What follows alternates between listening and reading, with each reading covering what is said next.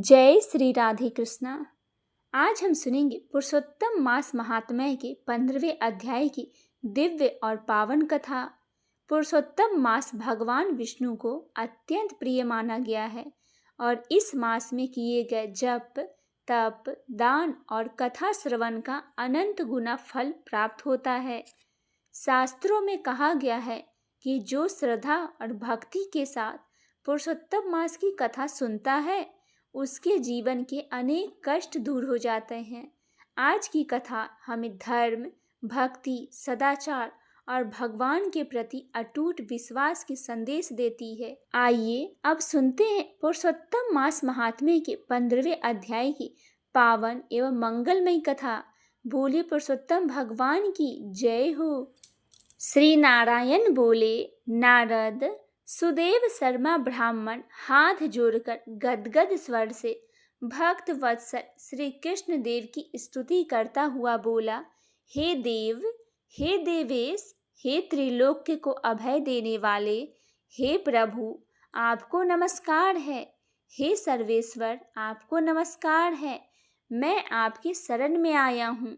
हे परमेश्वर, हे शरणगत वत्सल, मेरी रक्षा कीजिए। हे जगत के समस्त प्राणियों से नमस्कार किए जाने वाले, हे शरण में आए हुए लोगों को भय का नाश करने वाले, आपको नमस्कार है। आपकी जय हो, जय हो, जय हो। आप जय के स्वरूप हो, जय के देने वाले हो, जय के मालिक हो, जय के कारण हो, विश्व के आधार हो, विश्व के एक रक्षक हो, दिव्य हो, विश्व को स्थान हो, फलों के बीज हो, फलों के आधार हो, विश्व में स्थित हो, विश्व के कारण हो, फूलों के मूल हो, फलों को देने वाले हो, तेज स्वरूप हो, तेज के दाता हो, सब तेजस्वियों में श्रेष्ठ हो, कृष्ण हृदय के अंधकार नाशक हो, विष्णु व्यापक हो, वासुदेव देवता के वास स्थान अथवा वासुदेव के पुत्र हो। हे दीन वत्सल, ऐसे आपको मैं नमस्कार करता हूँ। हे जगत के प्रभु, आपकी स्तुति करने में ब्रह्मा आदि देवता भी समर्थ नहीं है। हे जनार्दन, मैं तो अल्प बुद्धि वाला मंद मनुष्य हूँ। किस तरह आपकी स्तुति करने में मैं समर्थ हो सकता हूँ। अत्यंत दुखी दीन अपने भक्त की आप कैसे उपेक्षा त्याग कर सकते हो। हे प्रभु, क्या आज संसार में वह आपकी लोक बंधुता नष्ट हो गई है। वाल्मीकि ऋषि बोले, सुदैव शर्मा ब्राह्मण इस प्रकार विष्णु भगवान की स्तुति कर हरि के सामने खड़ा हो गया। हरि भगवान उसके वचन को सुनकर मेघ के समान गंभीर वचन में बोले। श्री हरि बोले, हे वत्स, तुमने जो तप किया है वह बहुत अच्छी तरह से किया है। हे महाप्राग, हे तपोधन, क्या चाहते हो सो मुझसे कहो। तुम्हारे तप से मैं प्रसन्न हूँ। उस वर को तुम्हारे लिए मैं दूंगा, क्योंकि आज के पहले ऐसा बड़ा भारी कर्म किसी ने भी नहीं किया है। सुदैव शर्मा बोले, हे नाथ, हे दीनबंधु, हे दयानिधे, यदि आप प्रसन्न हैं तो हे विष्णु, हे पुराण पुरुषोत्तम, कृपया करके आप मेरे लिए सतपुत्र दीजिए। हे हरे, पुत्र के बिना सूना यह गृहस्थ आश्रम धर्म मुझको प्रिय नहीं लगता। इस प्रकार भगवान सुदैव शर्मा ब्राह्मण के वचन को सुनकर बोले। श्री हरि भगवान इस प्रकार बोले, हे द्विज, पुत्र को छोड़कर बाकी जो न देने योग्य है उनको भी तुम्हारे लिए दूंगा, क्योंकि ब्रह्मा ने तुम्हारे लिए पुत्र का सुख नहीं लिखा है। मैंने तुम्हारे भाल देश में होने वाले समस्त अक्षरों को देखा, उसमें 7 जन्म तक तुमको पुत्र का सुख नहीं है। इस प्रकार वज्र प्रहार के समान निष्ठुर हरि भगवान के वचन को सुनकर जड़ के कट जाने से वृक्ष के समान वह सुदेव शर्मा ब्राह्मण पृथ्वी तल पर गिर गया। पति को गिरे हुए देखकर गौतमी स्त्री अत्यंत दुखी हुई और पुत्र की अभिलाषा से वंचित अपने स्वामी को देखती हुई रुदन करने लगी। कुछ समय बाद धैर्य को आश्रय लेकर गौतमी स्त्री गिरे हुए पति से बोली। गौतमी इस प्रकार बोली, हे नाथ, उठिए उठिए, क्या मेरे वचन का स्मरण नहीं करते हैं? ब्रह्मा ने भाल देश में जो सुख दुख लिखा है वही मिलता है। रामनाथ क्या करेंगे? मनुष्य तो अपने कर्म का फल भोगता ही है। अभागे पुरुष का उद्योग मरणासन पुरुष के औसत देने के समान निसफल हो जाता है। जिसका भाग्य प्रतिकूल उल्टा है उसका क्या किया जा सकता है? सब उद्योग व्यर्थ होता है। समस्त वेदों में यज्ञ, दान, तप, सत्य, व्रत आदि का अपेक्षा हरि भगवान का श्रेष्ठ कहा है, परंतु उससे भी भाग्य बल श्रेष्ठ है। इसीलिए हे पतिदेव, सर्वत्र से विश्वास को हटाकर उठिए और शीघ्र दैव का आश्रम लीजिए। इसी में हरि का नाम लीजिए और काम कीजिए। इस प्रकार उस गौतमी के अत्यंत शोक से युक्त वचन को सुनकर दुख से कांपते हुए गरुड़ जी भगवान विष्णु बोले। गरुड़ जी बोले, हे हरे, शोक रूपी समुद्र में डूबी हुई ब्राह्मणी को इस तरह नेत्र से गिरते हुए अश्रु धारा से व्याकुल ब्राह्मण को दे। हे दीन बंधु, हे दया सिंधे, हे भक्तों के लिए अभय को देने वाले, हे प्रभु, भक्तों को दुख को नहीं सहने वाले, आपकी आज वह दया कहाँ चली गई? अहो, आप वेद और ब्राह्मण की रक्षा करने वाले साक्षात विष्णु हो। इस समय आपका धर्म कहाँ गया? अपने भक्त को देने के लिए 4 प्रकार की मुक्ति आपके हाथ में ही स्थित कहीं गई है। इस समय आपका धर्म कहाँ गया?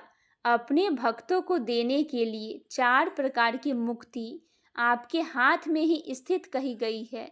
अहो, फिर भी वे अपने भक्त उत्तम भक्ति को छोड़कर चतुर्विधि मुक्ति की इच्छा नहीं करते हैं और उनके सामने 8 सिद्धियां दासी के समान स्थित रहती है। आपका आराधना का महात्म्य सब जगह सुना है। तब इस ब्राह्मण के पुत्र की वांछा आज पूर्ण करने में आपको क्या परिश्रम है? हाथी दान करने वाले पुरुष को अंकुश दान करने में क्या परिश्रम है? अब आज से कोई भी आपके चरण कमल की सेवा नहीं करेगा। जो पुरुष के भाग्य में होता है वही निश्चय रूप से प्राप्त होता है। इस बात की प्रथा आज से संसार में चल पड़ी और आपकी भक्ति रसातल को चली गई, अर्थात लुप्त हो गई। हे नाथ, आप करने तथा न करने में स्वतंत्र है। यह आपका सामर्थ्य सर्वत्र विख्यात है। आज वह समर्थ इस ब्राह्मण को पुत्र प्रदान न करने से नष्ट होता है। इसीलिए आप इस ब्राह्मण के लिए अवश्य एक पुत्र प्रदान कीजिए। सुदामा ब्राह्मण ने आपकी आराधना कर उत्तम वैभव को प्राप्त किया। आपकी कृपा से संदीपिनी गुरु ने मृत पुत्र को प्राप्त किया। इन कारणों से पुत्र की लालसा करने वाले ये दोनों स्त्री पुरुष आपकी शरण में आए हैं। श्री नारायण बोले। इस प्रकार विष्णु भगवान अमृत के समान गरुड़ के वचन को सुनकर गरुड़ जी से बोले, हे पक्षीश्वर, हे विनीत, इस ब्राह्मण को अभिलाषित एक पुत्र शीघ्र दीजिए। इस प्रकार अपने अनुकूल हरि भगवान के वचन को सुनकर गरुड़ जी ने अत्यंत प्रसन्नचित्त होकर उस पृथ्वी के देवता दुखित ब्राह्मण के लिए अनुरूप सुंदर पुत्र को जल्दी से दे दिया। इसी प्रकार आज का पुरुषोत्तम मास के 15वें अध्याय की कथा यहीं पे समाप्त होती है। सुनते हैं भगवान विष्णु और निर्धन ब्राह्मण की पुरुषोत्तम मास की कथा। बहुत समय पहले की बात है। देवर्षि नारद एक दिन बैकुंठ धाम पहुँचे। वहाँ उन्होंने देखा कि भगवान विष्णु शेष नाग पर विराजमान है और माता लक्ष्मी उनके चरण दबा रही है। चारों ओर दिव्य प्रकाश फैल रही है। गंधर्व मधुर गीत गा रहे थे और वातावरण अत्यंत शांत था। नारद जी ने भगवान को प्रणाम किया और बोले, हे प्रभु, पृथ्वी पर मनुष्य अनेक दुखों से घिरे हुए है। कोई धन के लिए रोता है, कोई संतान के लिए, कोई रोग से परेशान है। ऐसा कौन सा व्रत और कौन सा मास है जिससे मनुष्य के सारे दुख दूर हो जाए। भगवान विष्णु मुस्कुराए और बोले, हे नारद, एक मास ऐसा है जो मेरे समान प्रिय है। वह है पुरुषोत्तम मास, जिसे लोग अधिक मास भी कहते हैं। इस मास में जो श्रद्धा से मेरा स्मरण करते हैं, कथा, दान और व्रत करते हैं, उसके जीवन के कष्ट दूर हो जाते हैं। नारद जी बोले, प्रभु, इस मास की महिमा की कोई कथा सुनाइए जिससे संसार के लोग प्रेरणा ले सके। भगवान विष्णु बोले, सुनो नारद, मैं तुम्हें एक सच्ची कथा सुनाता हूँ। एक नगर में एक निर्धन ब्राह्मण रहता था। वह बहुत विद्वान था, परंतु अत्यंत गरीब था। उसकी पत्नी भी धर्मपरायण थी। दोनों पति पत्नी प्रतिदिन भगवान का स्मरण करते, किंतु घर में इतना अभाव था कि कई कई दिन भोजन नहीं मिलता था। ब्राह्मण की पत्नी अक्सर कहती, स्वामी, हम पूजा पाठ तो करते हैं, फिर भी हमारे जीवन में इतना दुख क्यों है। ब्राह्मण शांत स्वर में कहता है, देवी, यह सब पूर्व जन्मों का फल है। भगवान की इच्छा के बिना कुछ नहीं होता। धीरे धीरे उनकी स्थिति और भी खराब होने लगी। घर के बर्तन बिक गए, कपड़े पुराने हो गए। एक दिन तो ऐसा आया कि घर में खाने के लिए एक दाना भी नहीं बचा। उस रात ब्राह्मण भूखा ही सो गया। आधी रात को उसे स्वप्न आया। उसने देखा कि एक दिव्य पुरुष पीतांबर धारण करके उसके सामने खड़े हैं। उनके हाथ में शंख, चक्र, गदा और पद्म था। उनके मुख पर तेज ऐसा था कि चारों ओर प्रकाश फैल गया। ब्राह्मण समझ गया कि स्वयं भगवान विष्णु दर्शन दे रहे हैं। वह हाथ जोड़कर बोला, प्रभु, मेरा जीवन दुखों से भर गया है, कृपया कीजिए। भगवान बोले, हे ब्राह्मण, आने वाला अधिक मास मेरा प्रिय पुरुषोत्तम मास है। तुम उस मास में श्रद्धा से स्नान, दान, कथा और मेरा नाम जप करना। तुम्हारी सभी दुख दूर हो जाएगी। इतना कहकर भगवान अंतर्ध्यान हो गए। सुबह ब्राह्मण ने अपनी पत्नी को स्वप्न की बात बताई। दोनों अत्यंत प्रसन्न हुए और कुछ दिनों बाद पुरुषोत्तम मास आरंभ हो गया। ब्राह्मण और उनकी पत्नी प्रतिदिन प्रातः नदी में स्नान करने जाते और घर आकर दीपक जलाते, तुलसी को जल चढ़ाते, भगवान विष्णु की कथा सुनते और उनके पास दान देने के लिए धन नहीं था, फिर भी वे अपने सामर्थ्य के अनुसार किसी भूखे को थोड़ा अन्न दे देते थे। एक दिन ब्राह्मण की पत्नी बोली, स्वामी, हमारे पास तो कुछ भी नहीं बचा, फिर भी आप दान कर देते हैं। ब्राह्मण मुस्कुराकर बोला, देवी, दान धन से नहीं, भावना से बड़ा होता है। उसी नगर में एक धनी साहूकार रहता था। उसे अपने धन पर बहुत घमंड था। उसने देखा कि निर्धन ब्राह्मण इतना प्रेम से भगवान की पूजा करता है और वह उसका मजाक उड़ाने लगा। वह बोला, अरे ब्राह्मण, भगवान पूजा से नहीं, धन से प्राप्त होते हैं। तुम्हारी गरीबी कभी नहीं दूर होगी। ब्राह्मण ने विनम्रता से कहा, साहूकार जी, भगवान के यहाँ धन नहीं, भक्ति देखी जाती है। साहूकार हंसता हुआ चला गया। पुरुषोत्तम मास के अंतिम दिनों में नगर में एक वृद्ध साधु आए। वे घर घर भिक्षा मांग रहे थे। जब वे साहूकार के घर पहुँचे तो उन्हें अपमानित करके भगा दिया। फिर साधु ब्राह्मण के घर पहुँचे।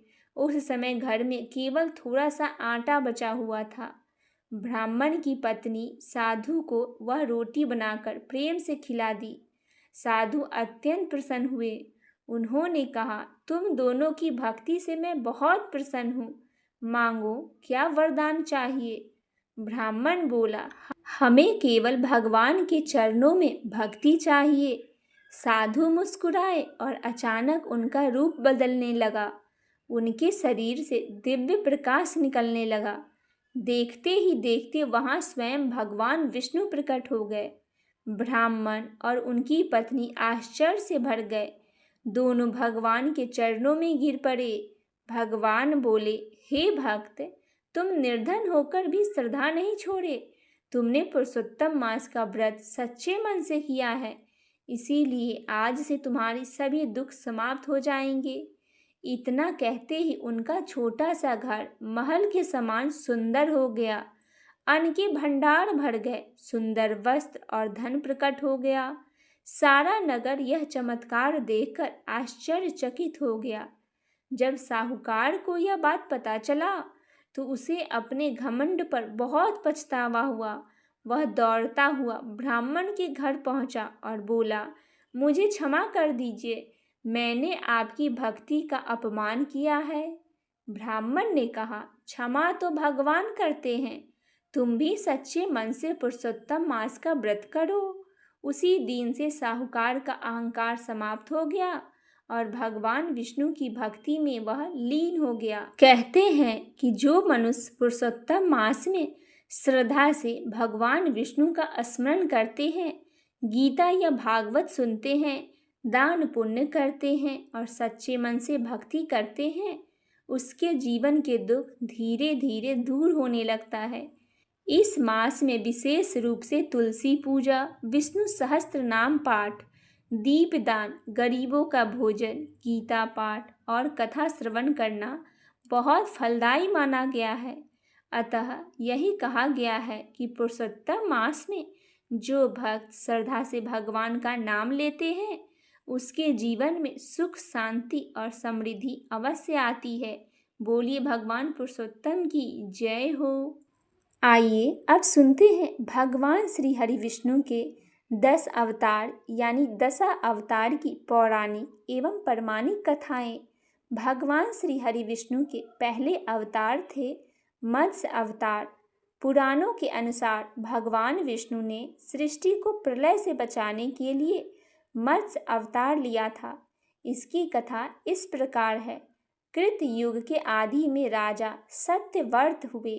राजा सत्यव्रत एक दिन नदी में स्नान कर जलांजलि दे रहे थे। अचानक उनकी अंजलि में एक छोटी सी मछली आई। उन्होंने देखा तो सोचा वापस सागर में डाल दूं, लेकिन उस मछली ने बोला, आप मुझे सागर में मत डालिए, अन्यथा बड़ी मछलियां मुझे खा जाएगी। तब राजा सत्यव्रत ने मछली को अपने कमंडल में रख लिया। मछली और बड़ी हो गई तो राजा ने उसे अपने सरोवर में रखा।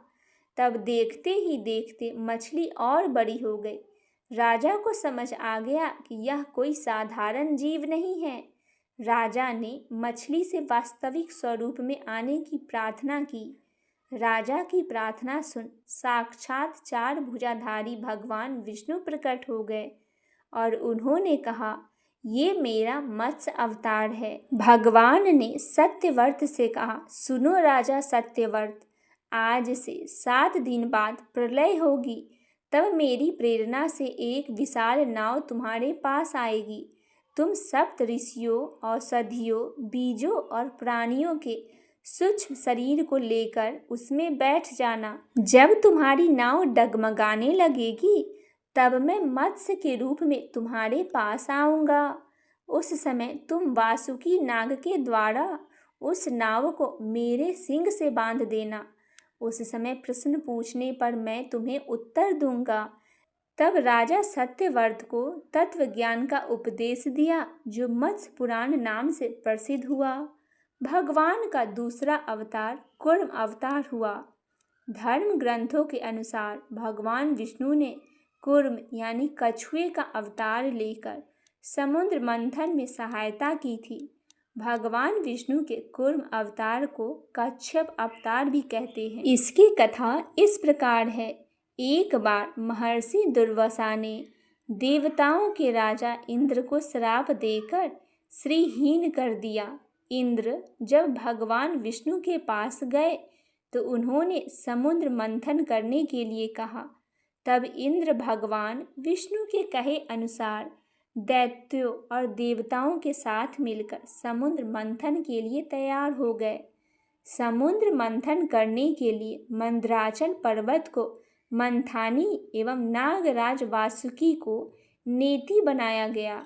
देवताओं और दैत्यों ने अपने मतभेद भुलाकर मंदराचल को उखाड़ा और उसे समुद्र की ओर ले चले, लेकिन वो उसे अधिक दूर तक नहीं ले जा सके। तब भगवान विष्णु ने मंदराचल को समुद्र तट पर रख दिया। देवताओं और दैत्यों ने मंदराचल को समुद्र में डालकर नागराज वासुकी को नेति बनाया, किंतु मंदराचल के नीचे कोई आधार नहीं होने के कारण वह समुद्र में डूबने लगा। यह देखकर भगवान विष्णु विशाल कूर्म यानी कछुए का रूप धारण कर समुद्र में मंदराचल के आधार बन गए। भगवान कूर्म की विशाल पीठ पर मंदराचल तेजी से घूमने लगा और इस प्रकार समुद्र मंथन संपन्न हुआ। भगवान श्री हरि विष्णु का तीसरा अवतार था 12 अवतार। धर्म ग्रंथों के अनुसार भगवान विष्णु ने तीसरा अवतार 12 रूप में लिया था। 12 अवतार से जुड़ी कथा इस प्रकार है। पुरातन समय में दैत्य हिरण्याक्ष ने जब पृथ्वी को ले जाकर समुद्र में छिपा दिया था, तब ब्रह्मा की नाक से भगवान विष्णु 12 रूप में प्रकट हुए। भगवान विष्णु के इस रूप को देखकर सभी देवताओं और ऋषियों मुनि ने उनकी स्तुति की। सबके आग्रह पर भगवान 12 ने पृथ्वी को ढूंढना प्रारंभ किया। अपनी थूथनी की सहायता से उन्होंने पृथ्वी का पता लगा लिया और समुद्र के अंदर जाकर अपने दांतों पर रखकर वे पृथ्वी को बाहर ले आए। जब हिरण्याक्ष दैत्य ने यह देखा तो उसने भगवान विष्णु के 12 रूप को युद्ध के लिए ललकारा। दोनों में भीषण युद्ध हुआ। अंत में भगवान 12 ने हिरण्याक्ष का वध कर दिया। इसके बाद भगवान 12 ने अपने खुरों से जल को स्तंभित कर उस पर पृथ्वी को स्थापित किया। भगवान श्री हरि विष्णु का चौथा अवतार था भगवान नरसिंह का।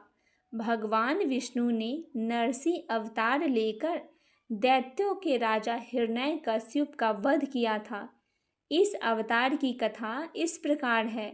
धर्म ग्रंथों के अनुसार दैत्यों के राजा हिरण्यकश्यप स्वयं को भगवान से भी अधिक बलवान मानता था।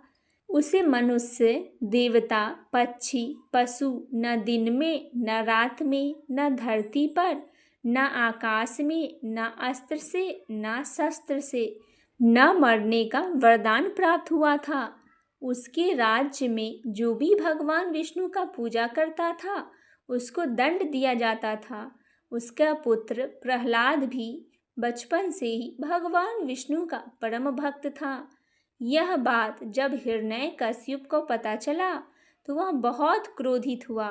प्रहलाद को समझाने का प्रयास किया, लेकिन फिर भी जब प्रहलाद नहीं माना तो हिरण्यकश्यप ने उसे मृत्यु दंड दे दिया। हर बार भगवान विष्णु के चमत्कार से वह बच गया। हिरण्यकश्यप की बहन होलिका, जिसे अग्नि से न जलने का वरदान प्राप्त हुआ था, वह प्रहलाद को लेकर धधकती हुई अग्नि में बैठ गई। तब भी भगवान विष्णु की कृपा से प्रहलाद बच गया और होलिका जल गई। जब हिरण्यकश्यप स्वयं को प्रहलाद को मारने ही वाला था, तब भगवान विष्णु नरसिंह का अवतार लेकर खंभे से प्रकट हुए और उन्होंने अपने नाखूनों से हिरण्यकश्यप का वध कर दिया। भगवान श्री हरि विष्णु का 5वां अवतार था वामन अवतार।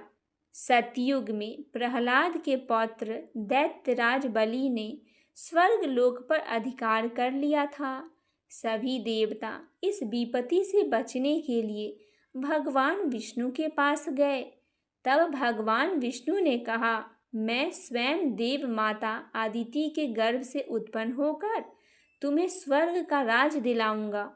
कुछ समय पश्चात भगवान विष्णु ने वामन अवतार लिया। तब एक बार जब बलि महान यज्ञ कर रहा था, तब भगवान वामन बलि की यज्ञशाला में गए। राजा बलि से 3 पग धरती दान में मांगी। राजा बलि के गुरु शुक्राचार्य भगवान की लीला समझ गए और उन्होंने बलि को दान देने से मना कर दिया।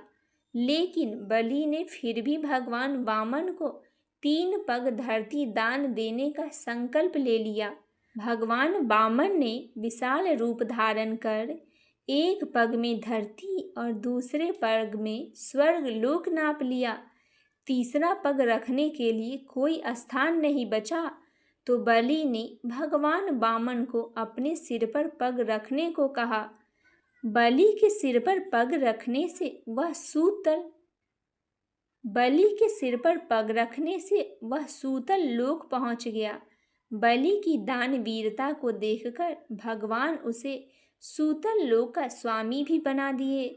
इस तरह भगवान वामन ने देवताओं की सहायता कर उन्हें पुनः स्वर्ग लौटा दिया।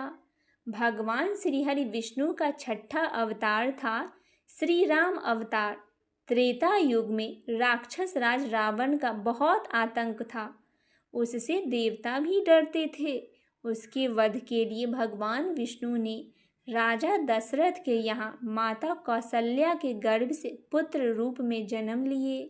इस अवतार में भगवान विष्णु ने अनेक राक्षसों का वध किया और मर्यादा का पालन करते हुए जीवन यापन किया।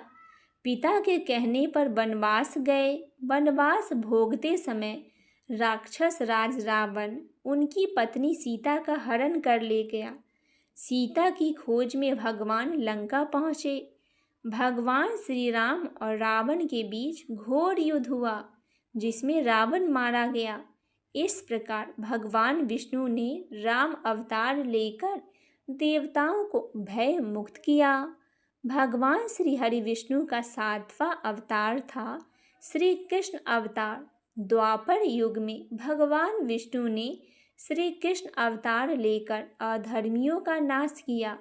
भगवान श्री कृष्ण का जन्म कारागार में हुआ था। इनके पिता का नाम वासुदेव और माता का नाम देवकी था। भगवान श्री कृष्ण ने इस अवतार में अनेक चमत्कार किए और दुष्टों का सर्वनाश किया। कंस का वध भी भगवान श्री कृष्ण ने ही किया था। महाभारत के युद्ध में अर्जुन ने सारथी बने और दुनिया को गीता का ज्ञान दिया। धर्मराज युधिष्ठिर को राजा बनाकर धर्म की स्थापना की।